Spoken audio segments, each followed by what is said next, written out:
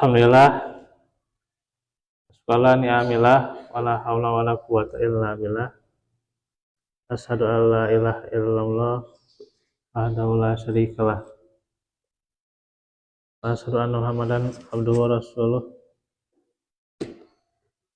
Alladzi la nabiyya ba'dah.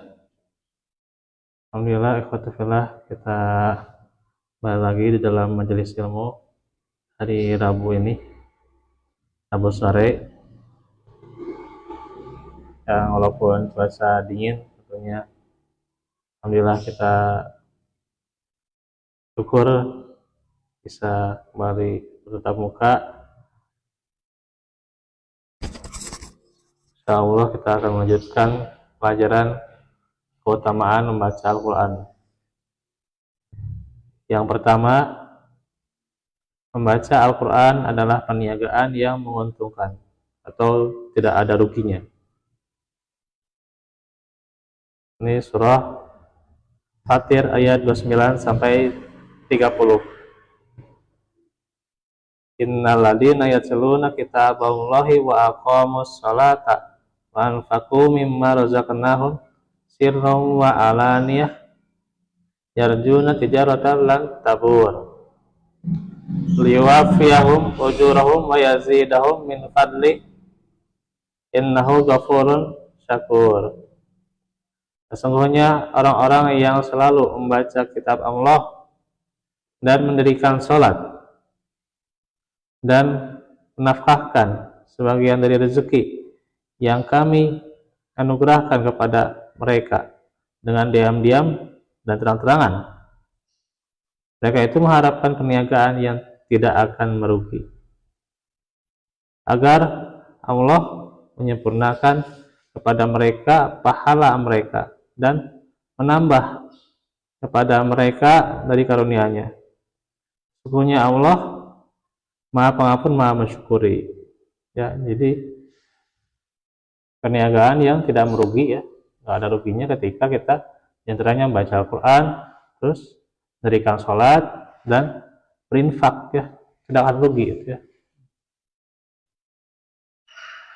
Kata Al-Qurtubi, ini adalah ayat yang menunjukkan tentang keutamaan para qari, ya, para pembaca Al-Quran, yang memahami maknanya dan mengamalkan isinya. Jadi dengan syarat dia paham maknanya dan mengamalkan isi dari Al-Quran. Ini pujian Allah Subhanahu wa Ta'ala terhadap para qari, pembaca Al-Quran yang agung ini, karena mereka selalu konsisten dan komitmen, ya, untuk membacanya. Jadi komitmen terus, konsisten.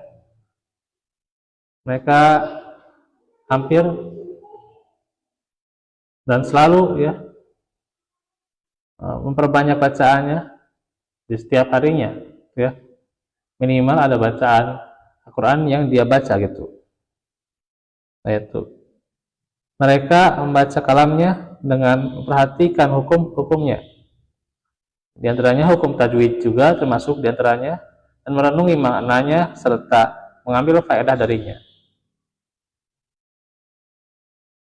Dalam Fathul Qadir, maka apakah ada orang yang menghendaki surga dengan perbanyak baca Al-Quran? Sesungguhnya membaca Al-Quran itu merupakan perniagaan, disebutkan perniagaan yang sangat menguntungkan dan simpanannya yang tidak akan hilang dari sisi Zat yang pemurah, yang Maha Pemurah, Allah Subhanahu wa Ta'ala. Karena itu Allah Ta'ala firman, ya, di ayat 30 nih, ya,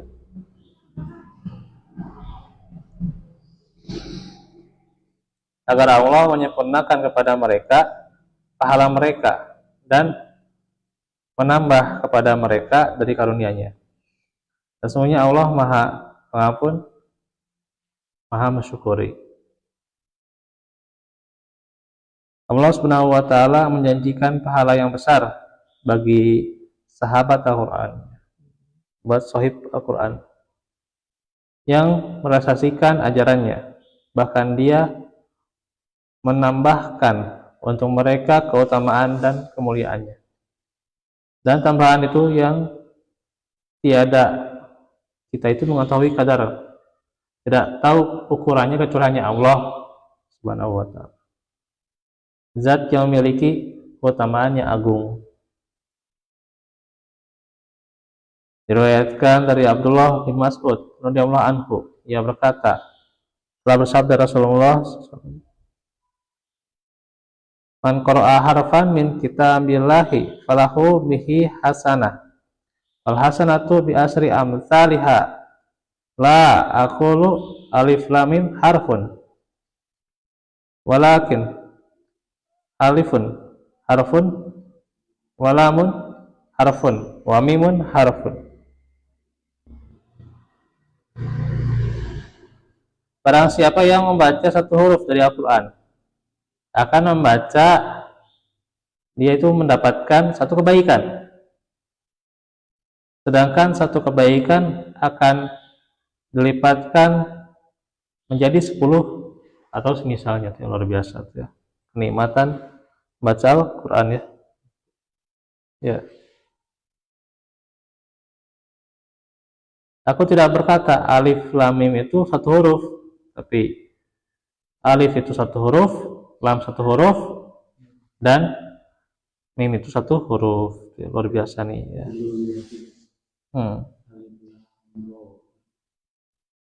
Hadis riwayat Tirmizi, dan ia mengatakan ini sahih gharib dan sahihkan oleh Al-Hakim, juga oleh Al-Albani. Ini hadis luar biasa ya, mengisyaratkan bahwa membaca satu huruf dari kitabullah Subhanahu wa ta'ala akan mendapatkan 10 kebaikan. Kalau misalnya bismillah, ya bismillahirrahmanirrahim ada 19 huruf, berarti 190 kebaikan. Itu luar biasa. Dan ini merupakan jumlah yang terkecil yang dijanjikan oleh Allah Subhanahu wa ta'ala. Sebagaimana firman-Nya, man jaa'a bil hasanati falahu asyru amsalihha wa man jaa'a bil hasanati wa man jaa'a bis sayyi'ati, ya saya lupa nih, fala yujza illa mithlaha wa hum la yudlamun. Barang siapa yang membawa amal baik, maka baginya pahala 10 kali lipatnya ya. Dan yang mendatangkan keburukan ya, tidak akan ada balasan ya. Akan tapi ya mendapatkan kezaliman, ya telah menzalimi dirinya sendiri ya dengan perbuatan buruk ya.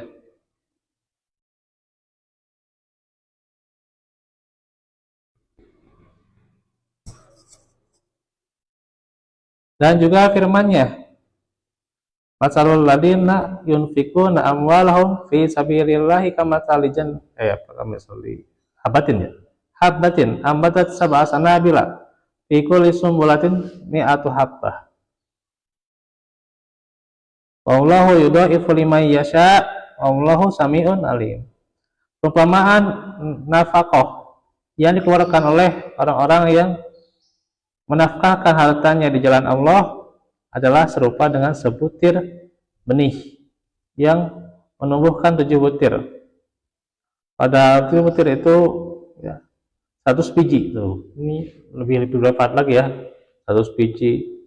Allah melipat gandakan ganjaran bagi siapa yang Ia kehendaki. Dan Allah Maha luas karunia-Nya, lagi Maha mengetahui. Al-Baqarah 261. Maka tidak diragukan lagi bahwa tambahan pelipat gandaan pahala itu berbaris lurus dengan keikhlasan seorang pembaca itu ya, khusyuannya, tadaburnya, dan adab-adabnya terhadap kitabullah.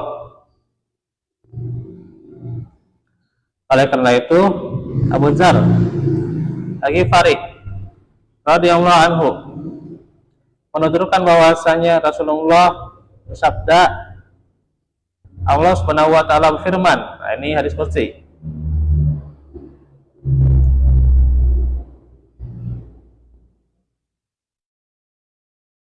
Nah, ini hampir sama dengan ayat yang tadi ya. Man jaa bil hasanati falahu asyru amsalihha wa azidu. Nah, tambahan nih. Wa man jaa bis sayyiati fajazaohu sayyiatun mithluha au akfir. Barang siapa yang membawa amal baik, maka baginya pahala 10 kali lipat amalannya, dan bahkan kutambahkan lagi tuh, insyaallah. Kalau membawa amal yang jelek, maka ya dibalasnya dengan yang jelek, gitu ya, atau yang semisal. Tapi bagi mereka yang bertobat, ada ampunan, gitu ya.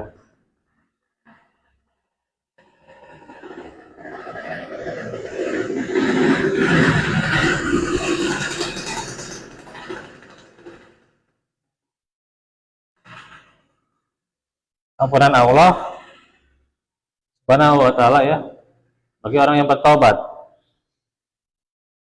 Hampir-hampir tidak ada kita temukan bentuk zikir yang memberikan pelakunya pahala berlimpah ruah seperti orang yang baca Quran. Maka berapakah pahala yang diraih oleh orang yang membaca Quran satu baris misalnya? Baris saja lah ya. Satu baris ya baca ya Bismillahirrahmanirrahim 190. Belum nanti 2 baris, 3 baris ya. Luar biasa ya. Apalagi 1 halaman ya. Beberapa lembar lah. Bahkan 1 juz ya, berapa tuh? Masya Allah ya. Jika kita tahu bahwa manusia akan berselisih pada hari kiamat nanti karena satu kebaikan yang dapat memberatkan amal kebaikannya, maka kita mengetahui pahala yang besar telah menunggu orang yang membaca Al-Quran dengan sebaik-baiknya. Jika kita bandingkan keadaan seorang mahasiswa ya, yang menghabiskan waktu sampai berpuluh-puluh jam ya, sampai bertahun-tahun ya, hanya sekedar untuk membaca buku sampai kelulus ya, atau berpuluh-puluh jam untuk membaca panduan wajib, dan bahkan baru selesai ya.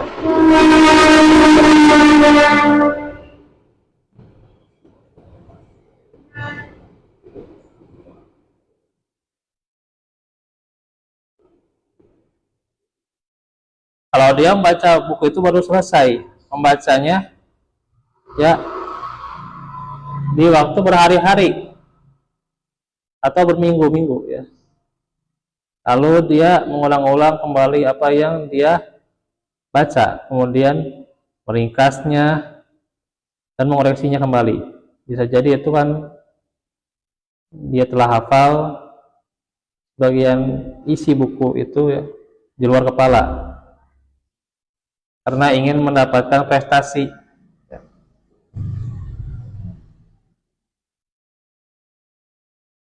yang memuaskan, yang tidak lebih adalah bagian dari kesuksesan.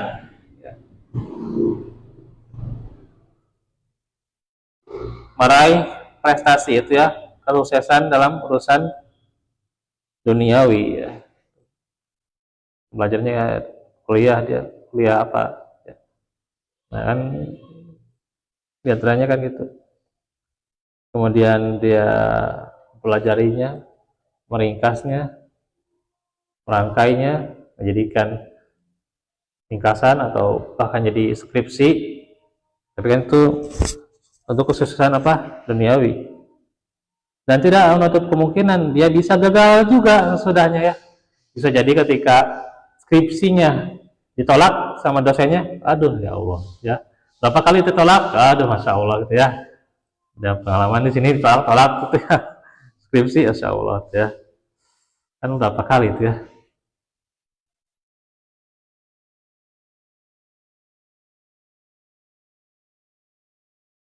Bukankah merupakan suatu bentuk kebodohan dan kepicikan berpikir, Insya Allah, jika seorang muslim mau berpaling dari membaca Al-Quran yang agung ini, padahal di dalamnya terdapat banyak kebaikan dan keberkahan untuk kehidupan duniawi, dan bukan hanya dunia tapi apa? Akhirat, ya, ukhrawinya, ya. Yang pahalanya selalu tersimpan dan tercatat baginya di sisi Rabb semesta alam, ya. Lihat lagi ya kita di hadis yang kedua, bahwa ketenangan, rahmat, dan malaikat akan turun karena bacaan Al-Quran. Ada antara hadis yang menyebutkan tentang keutamaan berkumpul untuk membaca Al-Quran Al-Karim, membacanya, ya, mempelajari dan mengkajinya, terlebih jika dilakukan di masjid, ya, yang menjadi pengikat hati orang-orang yang beriman. Masjid mengikat hati kita, ya, mengikat jiwa kita. Adalah hadis yang diriwayatkan oleh Abu Hurairah radhiyallahu anhu. Ia berkata, telah bersabda Rasulullah, wa majtama'a qaumun fi baitin min buyutillahi yatluna kitaballahi wa yatadarasunahu bainahum illa nazalat alaihimus sakinah wa ghasyiyatuhumur rahmah wa hafathumul malaikah wa zakarallahu fi ma indah. Atau wa zakarahumullahu fi man indah, ya. Tidaklah berkumpul suatu kaum di sebuah rumah Allah, masjid, dan di masjidnya mereka membaca kitab Allah dan mempelajarinya di antara mereka, terkecuali akan turun ketentraman kepada mereka, hati-hati mereka dipenuhi rahmat, diliputi oleh para malaikat, dan Allah menyebut mereka di hadapan makhluknya. Nah, ini hadis yang termasuk kabar gembira terbesar yang disampaikan oleh Nabi kepada orang-orang yang berkumpul untuk membaca dan mempelajari Al-Quran. Rasulullah mengajak dan mendorong umatnya untuk mempelajari Al-Quran karena di dalamnya terdapat kunci kekuatan dan kemuliaan mereka, serta bekal untuk memperbaiki keadaan. Karena dalam Al-Quran banyak sekali itu, ya, panduan-panduan itu luar biasa untuk perbaiki keadaan iman, keadaan diri, keadaan nafsu, keadaan ekonomi juga bisa jadi, ya, keadaan keluarga, masyarakat, dan seterusnya. Juga ia menjanjikan balasan yang besar di sisi Allah Subhanahu wa ta'ala, baik itu mereka berkumpul di masjid atau di tempat-tempat yang lainnya seperti di sekolah atau di rumah, ya. Insyaallah nanti kita akan bahas satu persatu bagaimana nikmat ini, ya. Sudah jam 4, paling untuk hari ini sampai di sini dulu, ya. Ada jadwal lagi. Walafikum walafuminkum. Semoga Allah permudah urusan kita, ya, lancarkan selalu, juga Allah lapangkan, ya. Aku lakum lihadza wa astaghfirullah li wa lakum. Subhanakallahumma bihamdik asyhadu an la ilaha illa anta astaghfiruka wa atubu ilaik. Assalamualaikum warahmatullahi wabarakatuh.